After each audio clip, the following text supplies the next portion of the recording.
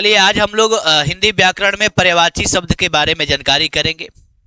समान पूछा जाएगा कि पर्यायवाची शब्द किसे कहते हैं, समान अर्थ वाले नाम को ही क्या कहा जाता है, पर्यायवाची शब्द। एक शब्द के अनेक शब्द होते हैं, ये भी बातें आप जानते होंगे। अगर पर्यायवाची नहीं समझ में आती है तो मेरी बातें सुनिएगा। मैंने कहा कि कोई पिता है, अपने पुत्र को, ध्यान रखिएगा, अपने संतान को ध्यान रखिएगा, पुत्र भी कह सकता है, संतान भी कहेगा, संतान भी कह सकता है, लाल भी कह सकता है, बाबू भी कह सकता है, बोलिए सूत भी कह सकता है। अब इतनी बातें हम आपको केवल इतनी बातें को ही समझिए, और भी बातें हो सकती हैं।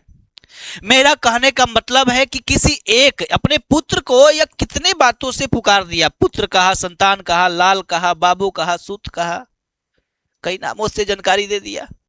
तो मेरा कहने का मतलब यहां पे यह है कि किसी एक का कई गो नाम होना, वही क्या कहलाता है, पर्यायवाची शब्द कहलाता है। क्या कहलाता है? पर्यायवाची शब्द। और पर्यायवाची शब्द हिंदी में क्या दिक्कत डालेगा?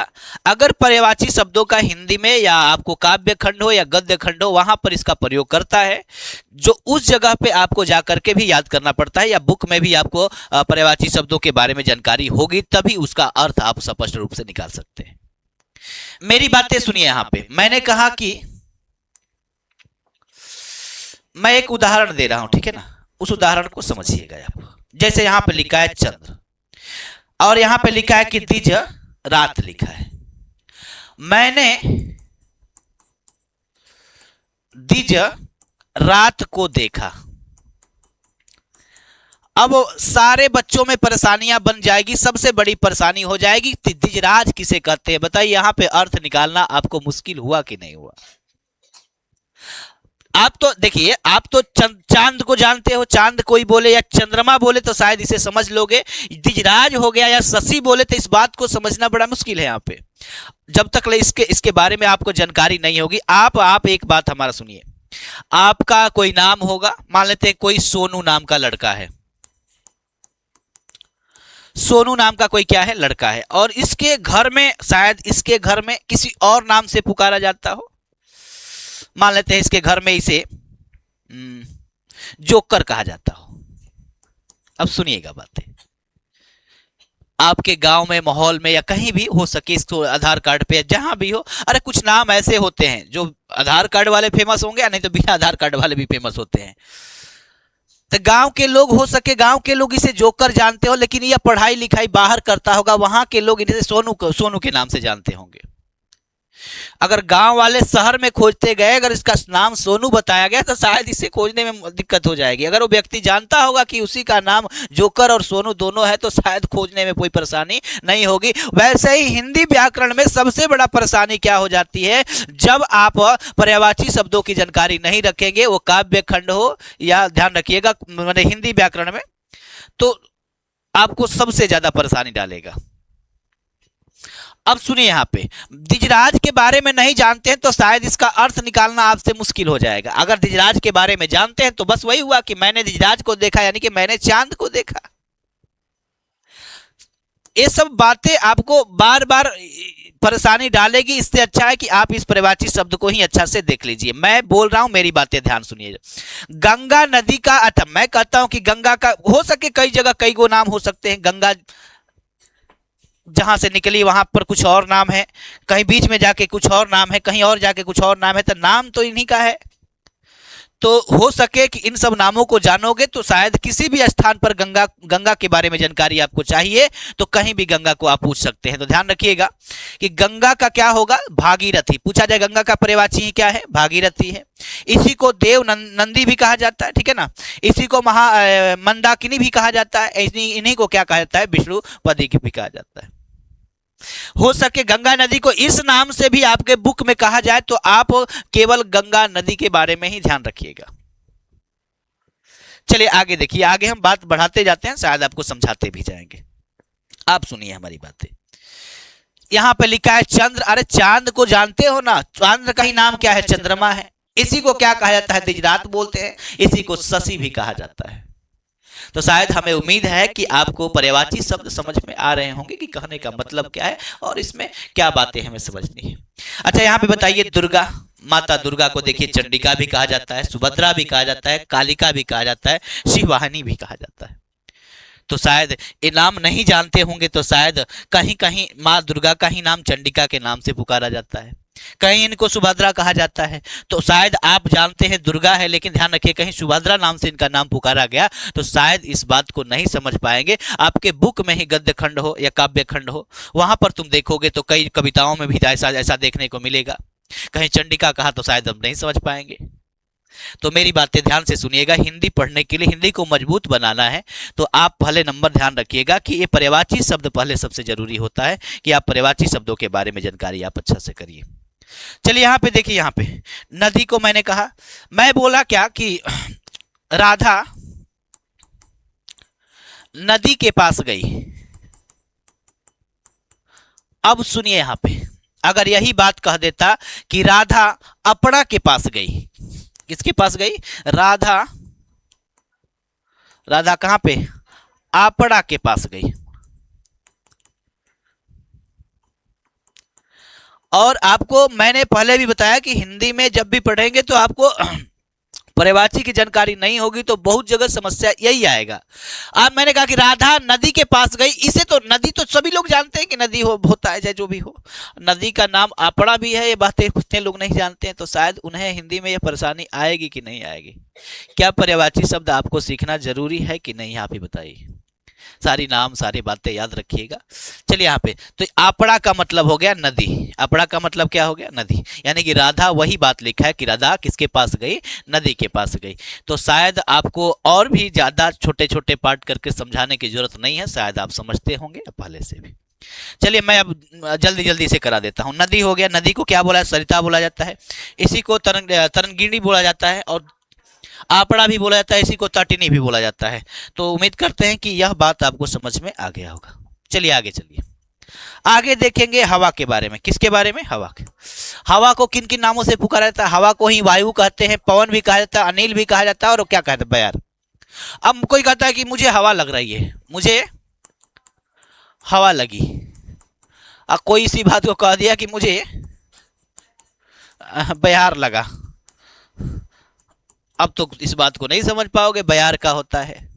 कहो कोई शब्द नहीं है, ऐसा नहीं है। आप इन शब्दों के बारे में जानकारी करिए, बिना जानकारी किए आपको हिंदी अच्छी नहीं हो सकती है। चलिए, हवा को ही वायु, पवन, क्या अनिल और क्या बयार बोला जाता है।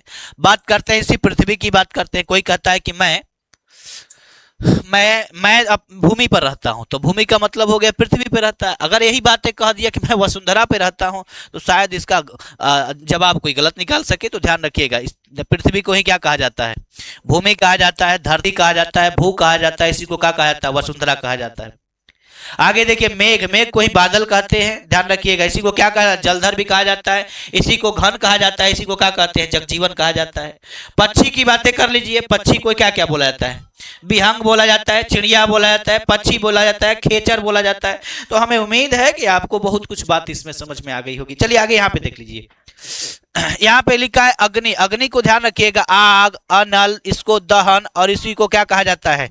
पावक कहा जाता है। बोलिए, यहां तक पर्यायवाची शब्द आपको समझ में आए हैं ना?